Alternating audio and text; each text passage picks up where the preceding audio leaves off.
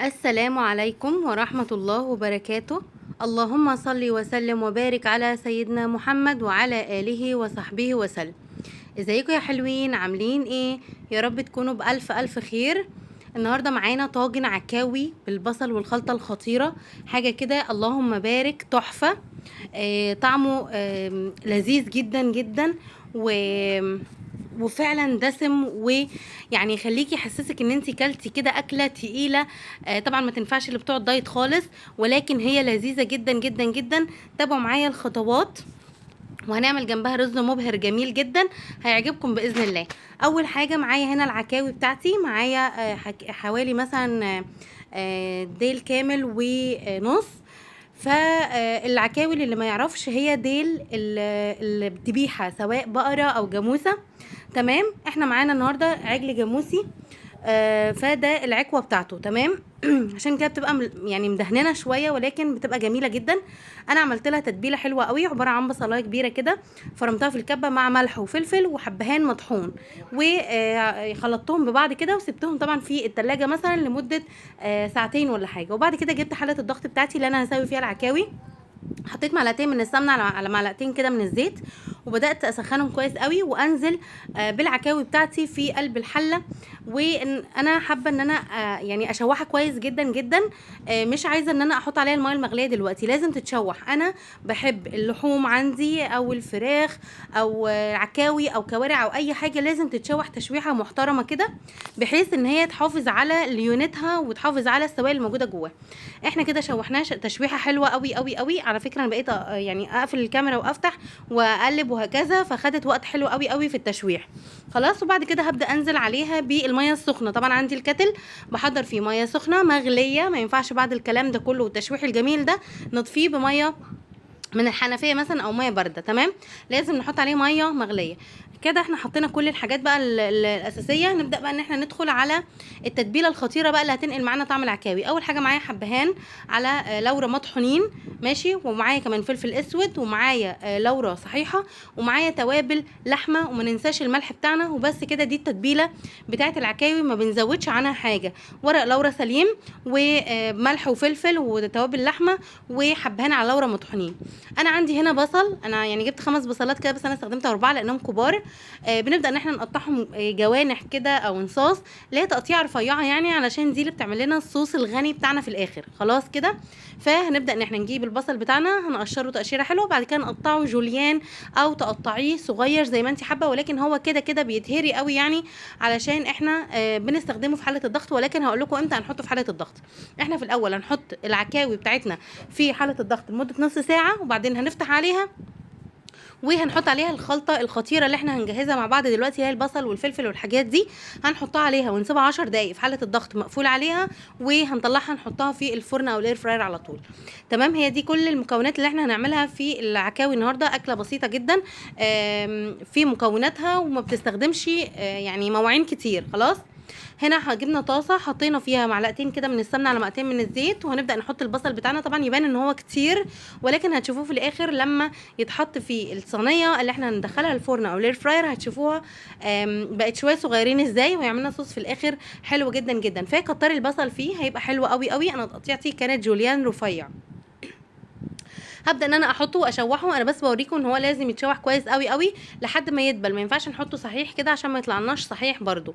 تمام كده، احنا شوحناه تشويحه حلوه قوي. هنبدا ننزل عليه بالفلفل الالوان اصفر واحمر واخضر، وكمان طماطمايه كده مقطعينها صغير، ونبدا ان احنا نشوح الكلام الجميل ده كله مع بعضه. وانا هنا نسيت بس يعني ما اتصورتش، حطيت سنه من الملح وسنه من الفلفل الاسود وسنه من الحبهان. تمام، دي المكونات اللي انا حطيتها على الخلطه الجميله دي. وما نزودش الملح عشان لسه ان شاء الله هنحط ايه يعني هنظبط ملحها بعد كده. بعد كده جبنا الاير فراي حاله الضغط بتاعتنا، حطينا فيها فتحنا عليها يعني، شفنا العكاوي، حطينا عليها كل الخلطه الجميله اللي احنا عملناها دي. هندوق الشوربه بتاعتها طبعا على الشوربه اللي كانت فيها. لو محتاجه مثلا شويه ملح ولا حاجه هنبهرها. خلاص، هنا بقى خلاص قفلت عليها تاني البوتاجاز وسبتها حوالي 10 دقايق بالخلطه الجميله اللي احنا عملناها دي. وهبدا ان انا بمصفى كده او مثلا بتاعه البطاطس او الحاجه، هبدا ان انا اطلعها اصفيها من الشوربه عشان انا مش عايزه استخدم كل الشوربه كلها. وهبدا ان انا احط العكاوي في الصينيه اللي هتدخل معايا الفرن، واحطها بالمنظر ده، واخد كل الخضار اللي احنا حاطينه. شايفين كل البصل اللي احنا كنا حاطينه والخضار صفصف على حاجات بسيطه جدا، بس ده بيعمل لنا صوص حلو جدا جدا. طبعا هناخد منه كبشتين 3 من الشوربه القمر اللي احنا عملناها، وهنبدا ان احنا نحط الشوربه بتاعتنا على الطاجن ده وهندخله في الفرن يا اما الاير فراير، وهتشوفوا معايا ازاي انا هسويه في الاير فراير. تمام. انا هنا طبعا لقيت شويه ان هو ممكن محتاج سنه ملح، حطيت سنه ملح، سنه فلفل اسود، وسنه من الحبهان على اللورة المطحونين، يعني رشه خفيفه خالص خالص من كل حاجه كده يعني. تمام. بس كده. وهبدا ان انا احط عليه الشوربه بتاعته، المغرفتين اللي احنا قلنا عليهم، وهندخل الطاجن ده في الفرن من غير بقى ما نغلفه، من غير اي حاجه، هيطلع خطير خطير خطير. تمام. انا هنا بس بظبطه، وهبدا ان انا افتح الاير فراير بتاعتي، هحددها على درجه حراره 200 لمده 20 دقيقه، يعني هو ما خدش معايا اكتر من 20 دقيقه على في الاير فراير يعني.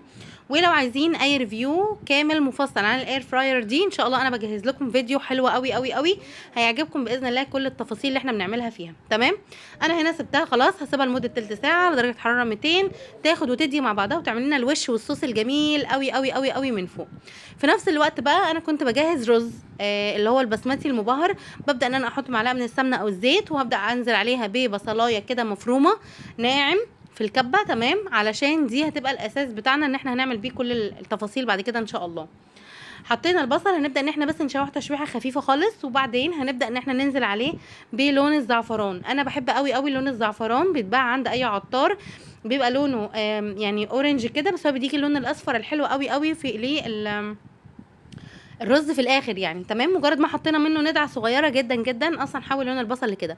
حطينا معلقه كمان من الصويا صوص، معلقه من المستردة، معلقه من باربيكيو صوص، ومعلقه كمان من الكاتشب. خلاص دي الصوصات اللي احنا هنحطها على الرز بتاعنا. وهنبدا ان احنا نحط توابل بسيطه جدا، معلقه كده من الكاري، معلقه كمان من توابل الكبسه، وطبعا ما ننساش الملح بتاعنا. وخلاص على كده مش هنحط اي حاجه تانية. ممكن بس تحطي رشه قرفه، انا حطيت رشه صغيره، عايزه تستغني عنها مفيش اي مشكله. دي كل الصوصات والتوابل اللي احنا هنتبل بيها الرز بتاعنا. وما تنسوش البصله في الاول، خطير خطير خطير اللهم بارك. خلاص كده. هنا بقى هنقلب فيه شويه تشويح خفيف قوي قوي قوي، وهنجيب الرز اللي احنا غاسلينه ومش نقعينه، كوبايتين من الرز المغسول مش منقوع. هنبدا ان احنا نشوح فيه كويس قوي قوي. التشويح المستمر في الرز بيخليه يطلع مش معجن ابدا، وبيبقى مفلفل وكله رزايه مخصمه التانية حرفيا. طبعا احنا حطينا كوبايتين من الرز، هنحط عليهم 4 كوبايات من الميه، 4.5 كده يعني. احتاجت مني ممكن 4.5 او 5 الا كمان. خلاص. نوع الرز على حسب كل واحده نوع رزها عامل ازاي يعني. وطبعا انا بقول لكم انا مش نقعاه، انا غسلاه بس، والميه طبعا تكون سخنه جدا اللي احنا هننزلها. غطينا عليه وسبناه لحد ما خلاص استوى معانا. شايفين الرز ما شاء الله اللهم بارك، مفلفل، طعمه حلو جدا، نكهه الباربيكيو والمستردة والكاتشب فيه حلوه قوي، ولونه جميل جدا جدا بفضل لون الزعفران.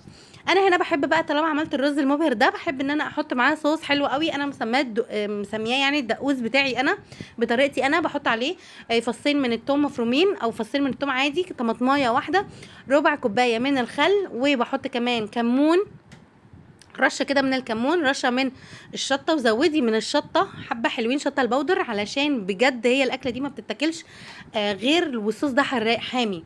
تمام. بعد كده بننزل بشويه ميه، مش شرط من الكتل عادي، وبعدين بنبدا ان احنا نخلطهم. طبعا حطينا معلقه كمان صغيره من الفلفل الاسود.